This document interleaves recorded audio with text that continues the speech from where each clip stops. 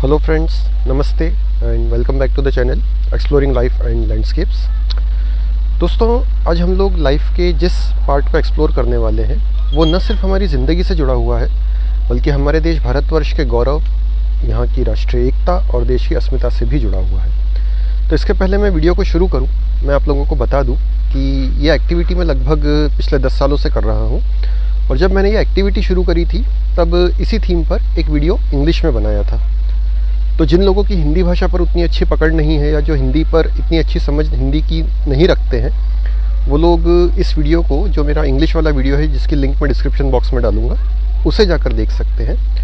तो आइए अब हम लोग इस वीडियो को शुरू करते हैं। मेरा नाम अमिताभ जोशी है और मैं बाबा महाकालेश्वर की नगरी उज्जैन का मूल निवासी हूँ और वर्तमान में मैं भारत के स्वच्छता के मामले में नंबर 1 शहर इंदौर में निवास करता हूँ। बाय प्रोफेशन में एक टीचर हूँ और यहाँ पर मैं अकाउंटेंसी और कॉमर्स के दूसरे सब्जेक्ट्स जैसे इकोनॉमिक्स है, बिजनेस स्टडीज़ है, वो पढ़ाता हूँ और साथ में जर्मन भाषा जिसका मुझे नॉलेज है मैं वो भी पढ़ाता हूँ। तो जैसा कि हम सब जानते हैं कि भारत को अनेकताओं में एकता का देश भी कहा जाता है, क्योंकि यहाँ पर अलग अलग धर्मों को मानने वाले, अलग अलग जातियों के लोग, अलग अलग भाषा, बोली, संस्कृति, परंपराओं का पालन करने वाले लोग रहते हैं।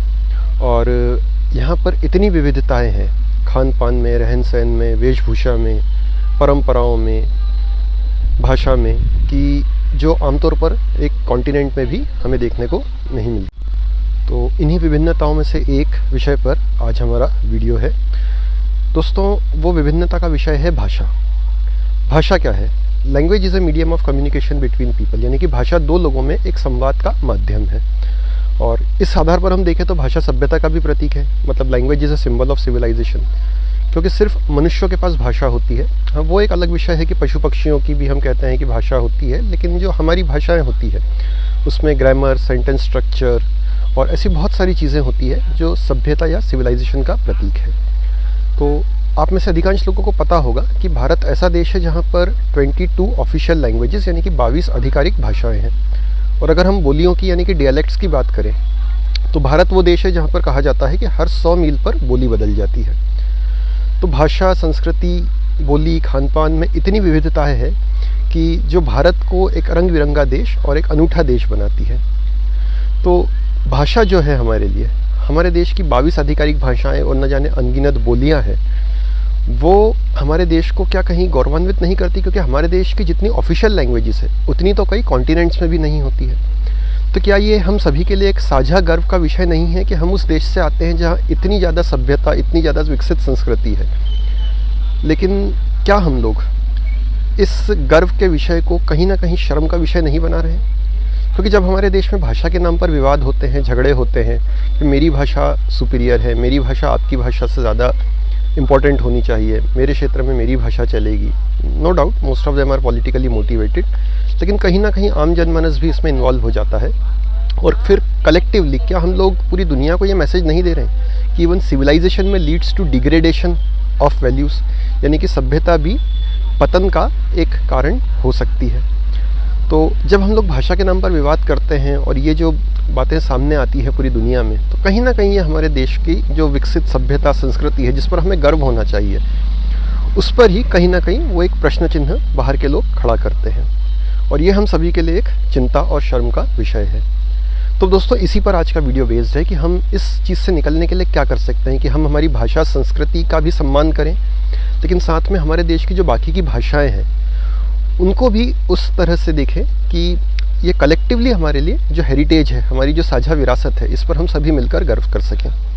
तो इसके लिए हम लोग ये कर सकते हैं दोस्तों कि हर भारतवासी अपनी मातृभाषा के अलावा कम से कम एक भारतीय भाषा को ज़रूर सीखे और ये प्रयास करे कि कम से कम एक व्यक्ति को अपनी मातृभाषा वो ज़रूर सिखाए। ये एक पूरी तरह से सोशल एक्टिविटी यानी कि सामाजिक गतिविधि होगी। न कोई भाषा सीखने के पैसे देगा, न कोई भाषा सिखाने के पैसे लेगा। अब आती है बात कि हम ये भाषा किससे सीखें। तो दोस्तों, आप अपनी चॉइस के हिसाब से, अपनी ज़रूरत के हिसाब से कोई भी भारतीय भाषा किसी से भी सीख सकते हैं। वो चाहे आपका ऑफिस में काम करने वाला कोई सहकर्मी यानी कि कलीग हो, आपका कोई दोस्त हो, आपके पड़ोसी हों, आपके जान पहचान के लोग हों, या आजकल इंटर रीजनल मैरिजेस भी होती हैं तो आपके कोई इन लॉज हों जिनसे आप ये भाषा उनकी सीख सकते हैं। आपको ये ध्यान रखना है कि जो भाषा आप सीख रहे हैं वो उस भाषा के नेटिव स्पीकर से ही उस भाषा को सीखें, ताकि आप न सिर्फ उस भाषा को सीखेंगे बल्कि आप उस क्षेत्र से जुड़ी हुई जो परंपरा है, संस्कृति है, तीज त्यौहार है और जो दूसरी बातें हैं उन्हें भी सीख पाएँ। तो जब हम किसी भाषा को सीखेंगे, वहाँ की संस्कृति परंपराओं से परिचित होंगे, तो हम उस भाषा का, उस क्षेत्र का, वहाँ पे रहने वाले लोगों का, वहाँ की परंपराओं का, वेशभूषा, खान पान का भी हम सम्मान करेंगे। दोस्तों, अगर कोई ये कहता है कि मैं अपनी मातृभाषा से ज़्यादा सम्मान किसी और भाषा का नहीं करता, तो मैं उससे एग्री करूँगा, उसमें कोई समस्या नहीं है। हमारी मातृभाषा हमारी माँ है। लेकिन अगर हमारी मातृभाषा हमारी माँ है तो बाकी की जो भारतीय भाषाएँ हैं वो हमारी माता की बहन है। यानी कि भारत में अधिकांश हिस्सों में माँ की बहन को मौसी कहा जाता है, यानी कि माँ के जैसी। तो अगर हमारी मातृभाषा हमारी माँ है तो जो बाकी की भारतीय भाषाएं हैं वो हमारी मौसी हुई, और मौसी का मतलब ही ये होता है कि माँ के जैसी। तो वो बाकी की भारतीय भाषाएं भी हमारी मातृभाषा की ही तुल्य हैं। तो जब हम सारी भारतीय भाषाओं का सम्मान करेंगे तो कहीं ना कहीं हम एक ये मैसेज देंगे कि हम एक ऐसे साझा सांस्कृतिक विरासत वाले देश से आते हैं जहाँ सब कुछ हमारा अपना है और अलग अलग परंपरा, रहन सहन, सारी संस्कृति जो है, जितनी विविधता है, उसमें हम ये नहीं कहते कि ये मेरी है, वो सामने वाले की है, ये सभी कुछ हमारी साझी है। दोस्तों, इसी एक्टिविटी के सिलसिले में मैंने एक नेटिव बांग्ला स्पीकर से बांग्ला भाषा सीखी है, और इसे से जुड़ा एक एक्सपीरियंस मैं आपके साथ शेयर करता हूँ कि जब हम किसी भाषा को जानते हैं तो वहाँ की संस्कृति, वहाँ के उच्चारण, वहाँ के जो तौर तरीके हैं उन्हें हम कैसे समझ पाते हैं और कैसे उसका सम्मान कर पाते हैं। जैसे आप लोगों ने देखा होगा कि एक फ़िल्म आई थी जिसमें एक एक्ट्रेस का नाम विद्या रहता है, और जब वो कोलकाता जाती है तो वहाँ पर सब उसे विद्या कहते हैं। और जब बांग्ला भाषा मैंने सीखी तो मुझे पता चला वहाँ की जो बारह खड़ी होती है उसमें व नहीं होता है, ब शब्द होता है। तो जब भी हम विजय, विद्या इस तरह के नाम प्रोनाउंस करते हैं तो वो विद्या, विजय कहलाता है। हमारी जो हिंदी की बारह खड़ी है, जो हिंदी मेरी मातृभाषा है, उसकी जो बारह खड़ी है वो अ आ इ ई होती है। बांग्ला की जो बारह खड़ी है वो ओ आ इ ई होती है। तो इसलिए जो उनका उच्चारण होता है अ नाम वालों का, जैसे अमित, अजय, तो वो अमित, अजय इस तरह का होता है। तो इस तरह से जब हम किसी भाषा को सीखते हैं तो उसके प्रोनाउंसिएशन या वहाँ से जुड़ी हुई जो भी बातें हैं उससे रिलेटेड चीज़ों को हम सीखते समझते हैं और उस संस्कृति का कलेक्टिवली हम रिस्पेक्ट करते हैं। सो फ्रेंड्स, इस एक्टिविटी को शुरू करने का जो पर्पस है वो ये है कि एक दिन भारत की हर भाषा भारत के हर क्षेत्र में बोली जाए और देश के हर क्षेत्र के लोग देश के बाकी हिस्सों की संस्कृति और वहाँ के परंपराओं से परिचित हों।